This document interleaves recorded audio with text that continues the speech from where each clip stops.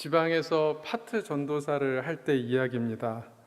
저는 평일에는 학교에 가고 틈틈이 일을 하면서 주일에는 이제 교회 사역을 했었는데요. 교회에 계시는 집사님 한 분이 제가 방송국에서 일했던 것을 아시고 저에게 알바 하나를 소개시켜 줬습니다. 전라북도에 있는 그 섬진강 근처에 터널 공사 현장이 있었는데 그 영상으로 그 공사 현장의 과정들을 남기는 그런 일이었습니다. 저는 그때 터널을 뚫는 것을 처음 보았습니다. 큰 드릴로 암벽에 한 100개 정도 되는 구멍을 뚫고요. 그리고 그 구멍에 폭약을 집어넣습니다. 그리고 폭약에 뇌관을 연결하고 덮개로 그 폭약이 담긴 그 원을 덮습니다. 왜냐하면 폭약이 터트려졌을 때 그 파편이 튀는 것을 막기 위해서죠. 한 달에 한 2번 정도 촬영을 갔었습니다. 그런데 저에게 당혹스러운 일이 생겼습니다. 나중에 공사가 다 끝났을 때 이거를 이제 보고 영상으로 제작을 해야 되는데 갈 때마다 똑같은 그림만 보여지는 거예요. 이게 건물이라고 한다면 뭔가 이렇게 건물이 올라가는 그림들이 보이잖아요. 그런데 터널은 아무리 구멍을 뚫어도요, 겉에서 보기에는 변하는 게 하나도 없습니다. 그리고 그 과정도 계속되는 반복되는 과정이에요. 폭약으로 터뜨리고 그것을 다시 긁어내고 또 폭약을 터뜨리고 다시 긁어내고 이런 작업 과정이 계속해서 반복되니까 달라지는 거라고는 딱 하나밖에 없었습니다. 공사가 진행되면 진행될수록 점점 어두워지는 거죠. 처음에는 공사 현장 램프로만 촬영을 하다가 나중에는 카메라 램프를 사용을 하고 또 결국에는 자동차 헤드라이트까지 켜면서 촬영을 했습니다. 5m 정도의 길이가 되는 터널이었는데요. 1년 가까이 촬영을 하면서 이런 생각이 들었습니다. 이거를 언제 다 뚫지? 그만큼 공사가 진행되는 게 눈에 보이지 않았습니다. 그리고 현장에 있으면서 참 여러 가지 변수도 있었습니다. 폭약이 때가 되어서 도착을 해야 되는데 이 폭약은 경찰서에서 허가를 받아야만 사용을 할 수가 있습니다. 근데 경찰서에서 허가가 안 돼가지고 하루를 그냥 공친 적도 있었고요. 드릴 장비가 고장이 나서 그 장비를 고치느라고 아무런 작업을 못하게 된 때도 있었습니다. 폭약을 터뜨리고 난 후에는 그 동굴 안에 부석이라는 게 생기는데요. 그 부석은 언제 떨어질지 모르는 돌을 얘기합니다. 그래서 안에 들어갈 수 없어서 촬영을 못한 적도 있었습니다. 고속도로를 타고 운전을 하다 보면 사실 우리에게 굉장히 흔하게 볼 수 있는 것이 터널입니다. 그런데 저는 그런 생각이 듭니다. 이 터널들에게도 우리가 알지 못하는 이야기들이 많이 있겠구나라는 생각을 하곤 합니다. 오늘 본문의 바울은 아주 깜깜한 터널 한가운데에 있습니다.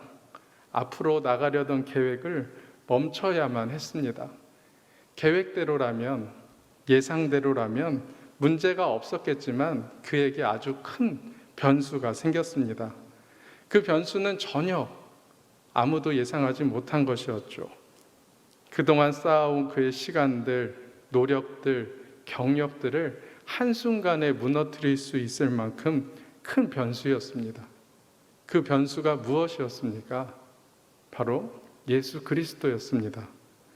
가말리엘이라는 아주 유명한 랍비의 제자로 젊고 패기 넘치는 사울이라는 청년은 다메섹으로 가는 도중에 예수님을 만나게 됩니다.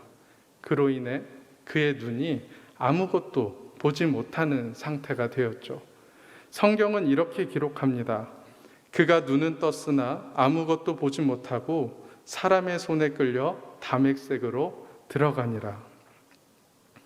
예수님을 만나기 전까지 사울은 사실 꽤 괜찮은 삶을 살았습니다. 하지만 이제는 누군가의 도움 없이는 한 발짝도 내디딜 수 없는 그런 상태가 되어버렸죠. 그가 가말리엘의 제자라는 것도 젊다는 것도 당시에 아주 큰 혜택을 주었던 로마 시민권자라는 것도 이 문제를 해결하는 데 있어 아무런 도움이 되지 못했습니다. 그리고 성경은 그의 상태에 대해서 이렇게 기록합니다. 사흘 동안 보지 못하고 먹지도 마시지도 아니하니라. 우리는 이 문장에서 사용되고 있는 두 가지 동사에 주목해 볼 필요가 있습니다. 보지도 못하고 먹지도 마시지도 아니하니라. 못하는 것과 안 하는 것의 차이가 무엇일까요? 못하는 것은 내가 선택한 것이 아닙니다. 하지만 안 하는 것은 나의 의지가 들어가 있는 것이죠. 보지 못하기 때문에 먹지도 마시지도 않았다는 말이 됩니다. 우리는 식음을 전폐하다라는 말을 알고 있습니다. 어떤 상태에서 이런 말을 사용하나요? 식음을 전폐하다. 먹는 것도 왜 먹는지 모르겠고, 마시는 것도 귀찮고, 먹고 마시는 것이 신경 쓰기 싫을 만큼 힘들 때가 있습니다.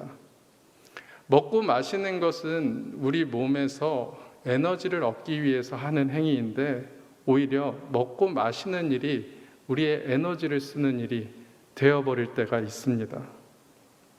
먹는 일이 즐겁지 않고 먹고 마시는 것만큼 힘든 그때 무엇을 먹어야 될지 생각해야 되고, 누구와 먹어야 될지 생각해야 되고, 어디 가서 먹어야 될지 고민해야 되는 것을 하루에 3번씩이나 해야 된다고 생각해 보시기 바랍니다.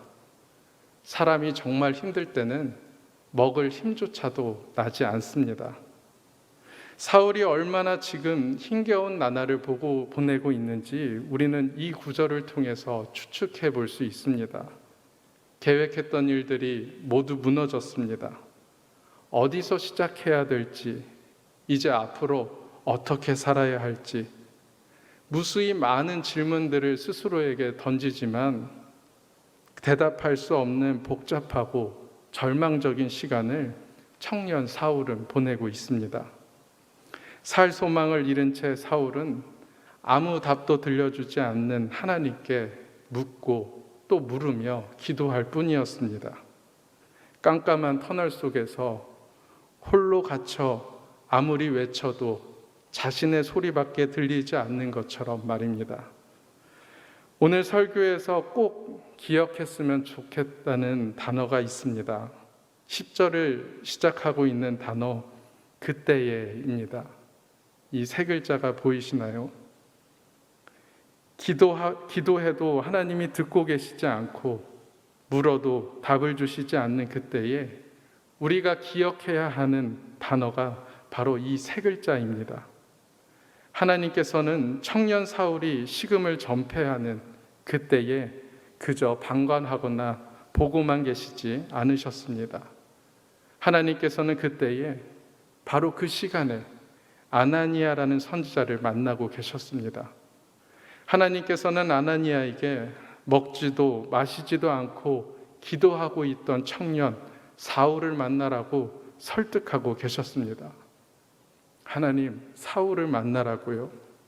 그래, 만나야 한다. 하나님, 그가 어떤 사람인지 아시나요? 그래, 알고 있다. 하나님, 그가 우리 형제들을 핍박하며 죽이고자 한 자입니다. 어떻게 그를 저에게 만나라고 하시나요? 아나니아야, 가라. 이 사람은 내 이름을 이방인과 임금들과 이스라엘 자손들에게 전하기 위하여 택한 나의 그릇이라. 바울이 식음을 전폐하며 자신의 기도하는 소리 외에는 어떤 소리도 들리지 않는 그때에 하나님께서 택하신 자를 위하여 보이지 않는 시간 속에서 일하고 계셨습니다. 저는 그렇게 공사 현장에서 1년 반 정도를 일했습니다.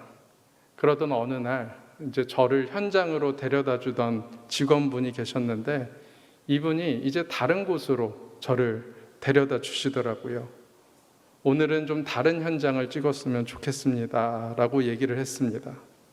그곳에서 도착해서 현장을 봤는데 장소만 바뀌었지 똑같은 작업이 진행되고 있는 그런 현장이었습니다. 그런데 저는 그때 처음 알게 되었습니다.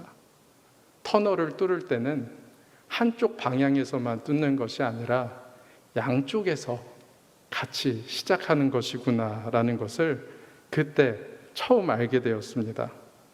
공사 현장은 서로 보이지 않는 다른 두 곳에서 시작하지만 그 다른 시작점에서 터널을 뚫고 갈 때 마침내 만나는 그 지점이 공사의 끝이라는 것을 알게 되었습니다. 한쪽이 변수가 생기고 지연되고 문제가 생겨져서 더뎌지더라도 반대쪽으로 계속 뚫고 들어오다 보면 언젠가 이 터널은 연결이 되고 공사는 끝이 난다는 것입니다. 시편 46편에 이런 노래가 있습니다. 너희는 가만히 있어 내가 하나님 됨 알지어다. 가만히 있으라는 말을 한번 생각해 봤습니다. 가만히 있으라는 말이 무엇일까? 이제 아무것도 하지 않아도 된다는 말일까? 그럼 이제 좀 편안하게 모든 것들을 놓고 기다려 볼까? 가만히 있다는 것은 나의 의지가 아니라 가만히 있을 수밖에 없는 상황에 우리가 놓였을 때를 말합니다.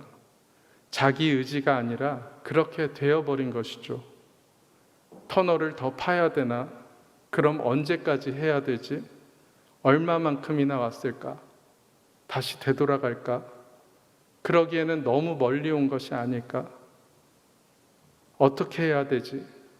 아무것도 할 수 없고 어떠한 선택지도 나에게 없을 때에 하나님께서는 우리에게 너희는 가만히 있어 내가 하나님 됨 알지어다 라고 말씀하고 계십니다. 우리 예수님께서도 이렇게 말씀하셨습니다. 나는 마음이 온유하고 겸손하니 나의 멍에를 메고 내게 배우라. 그리하면 너희 마음이 쉼을 얻으리니 이는 내 멍에는 쉽고 내 짐은 가벼움이라 하시니라. 멍에가 무엇입니까? 소에게 일을 시키려고 주인이 씌워놓은 도구입니다.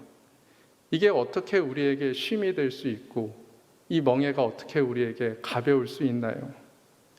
이스라엘에는 이 소들을 멍에를 맬 때 두 마리를 동시에 메워서 일을 시킨다고 합니다.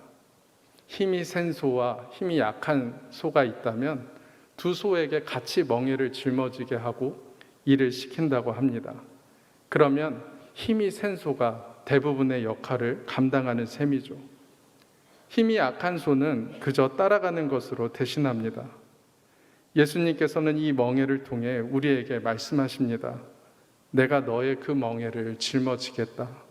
그러니 너는 이제 그 멍에를 나에게 맡겨두고 쉼을 얻으라. 그 멍에는 쉽고 내 짐은 가벼움이라. 우리말에 이런 말이 있습니다. 넘어진 김에 쉬어간다. 이 말을 SNS를 통해 사역하시는 신재용 목사님이란 분이 이렇게 바꿨더라고요. 넘어진 김에 엎드려 하나님을 만났다. 넘어진 김에 쉬어가는 것이 아니라 넘어진 김에 엎드려서 하나님께 기도했더니 그 넘어짐을 통하여 오히려 하나님이 하나님됨을 아는 시간이 되었다는 것입니다. 오늘 이 기도하는 시간이 하나님께서 우리에게 하나님됨을 알게 하는 시간이 되기를 소망합니다. 우리가 오늘 이 시간이 지나고 후에 떠올렸을 때에 넘어진 김에 엎드려 하나님을 만나게 되었던 바로 그때라고 말할 수 있는 은혜의 시간이 되기를 소망합니다.